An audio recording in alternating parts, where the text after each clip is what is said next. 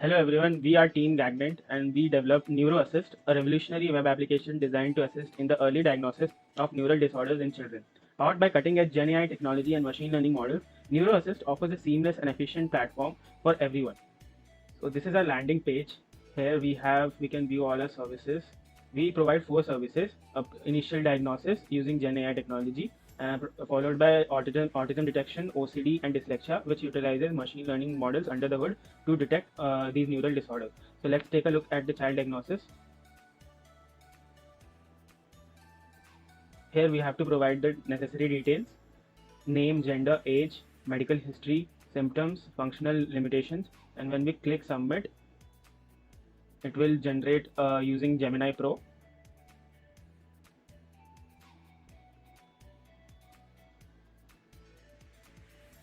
And here we have the diagnosis as Tourette syndrome, specialist doctor, neurologist. We have couple of treatment options. We can also click on the YouTube videos for therapy. Here we'll get the therapy videos.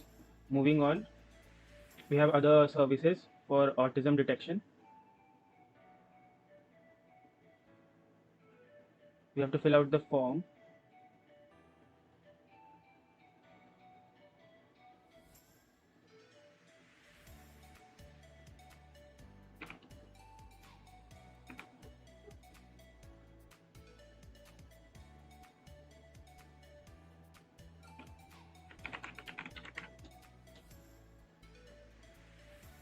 Here we'll get the indicators of autism detected. Please consult a healthcare professional for further assessment if needed. Along with that, we have other therapy resources.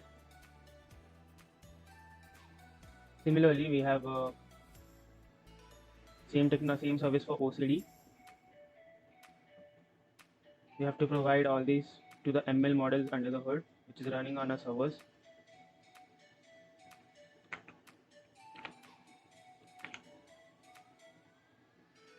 Here we'll get indicators of OCD detected, and we'll also get couple of videos on therapies of OCD.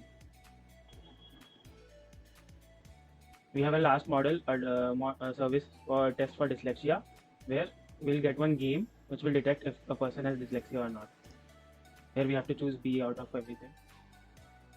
A dyslexic person wouldn't be able to do that.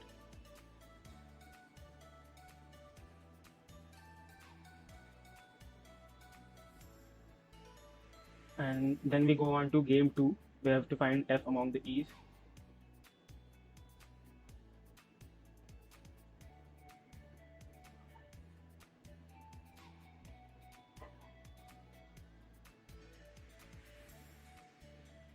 Here we get no indicators of dyslexia detected, and if we get a dyslexia result, we'll also provide the personalized therapy sessions videos on this session.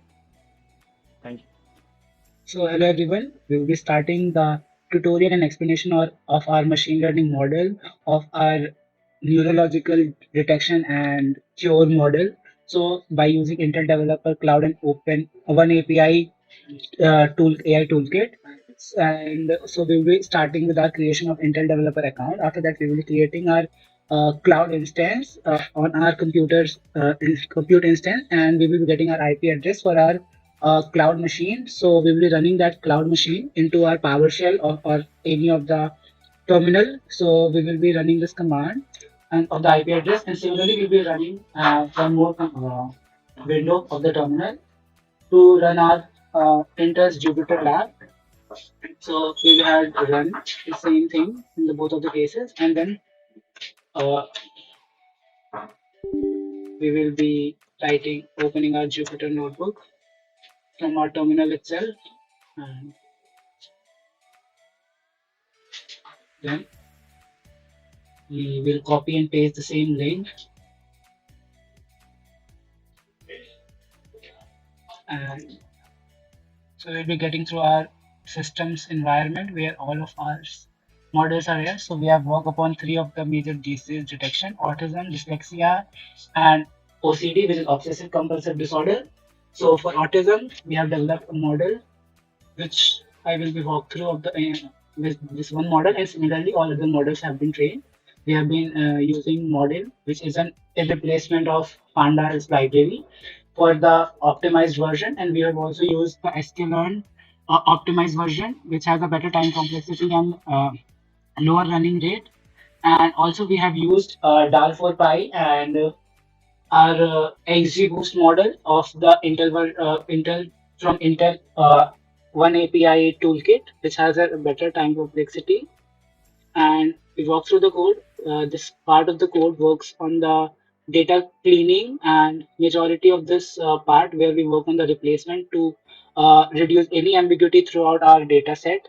After that, we will be filtering out the data with one-hot encoding and label encoding, and then we will be splitting the data into 1 by 4, that is 0.25 into train to split ratio, and then we will be working on feature scaling of the model. After that, we had worked on a generalized train model which works upon the confusion matrix and uh, stores the accuracy, precision, and recall rate of the model in each iteration. For this, we have been work upon two of the basic model which has the highest accuracy amongst all the other model using AN other than AN and linear regression. So XGBoost classifier and gradient boosting classifier has the highest lowest time complexity among all other models.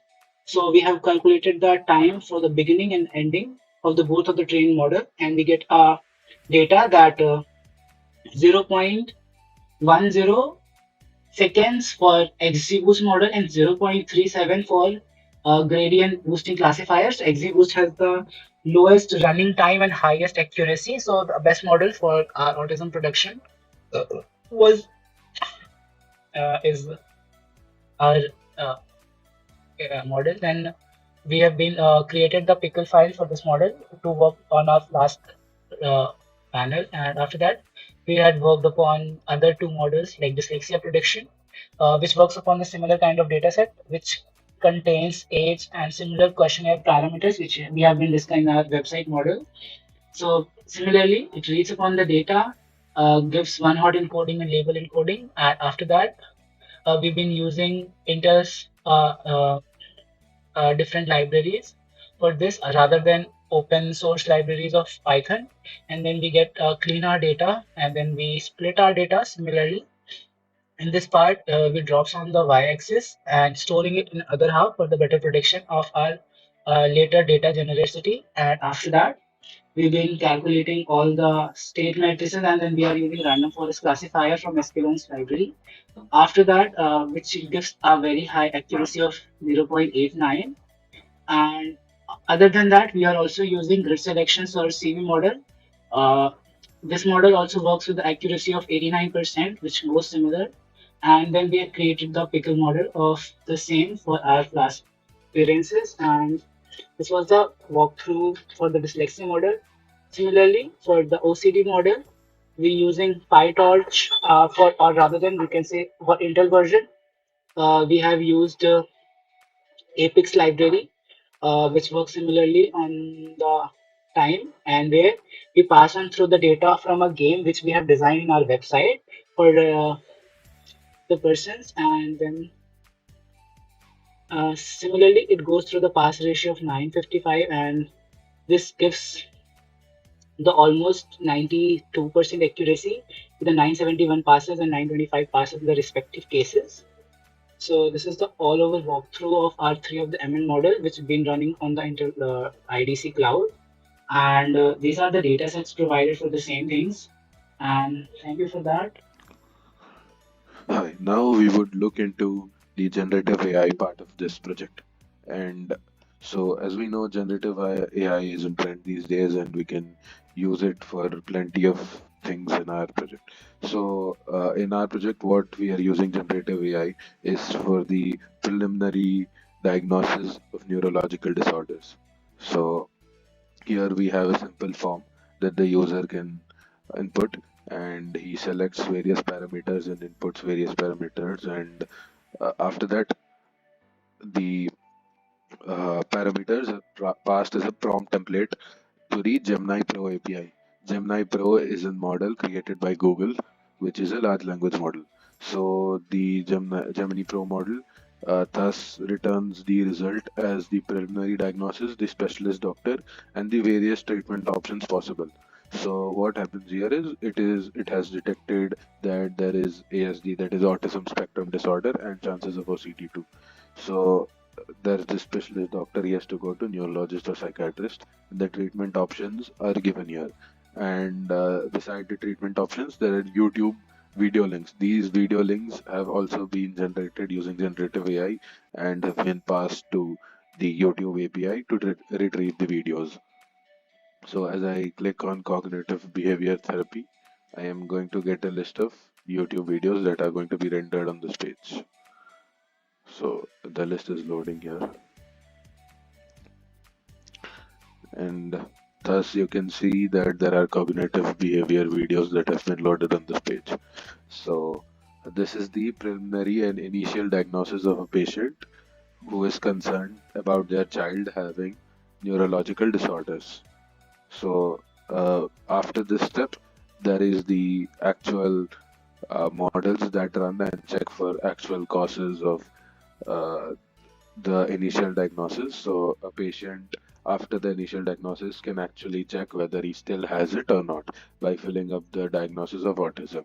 So here I would explain the code to you a bit.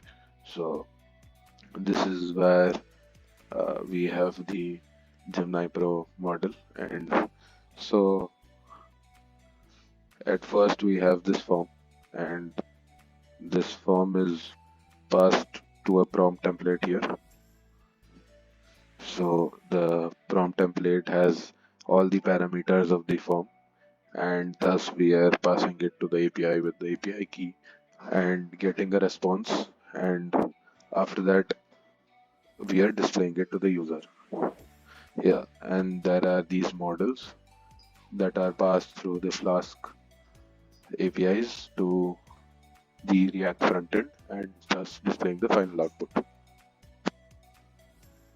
This is the code part of the GeminiPro model, and here we have the function that sets the states of the generative AI model, and it parses the string, and then there's a prompt that includes all the parameters.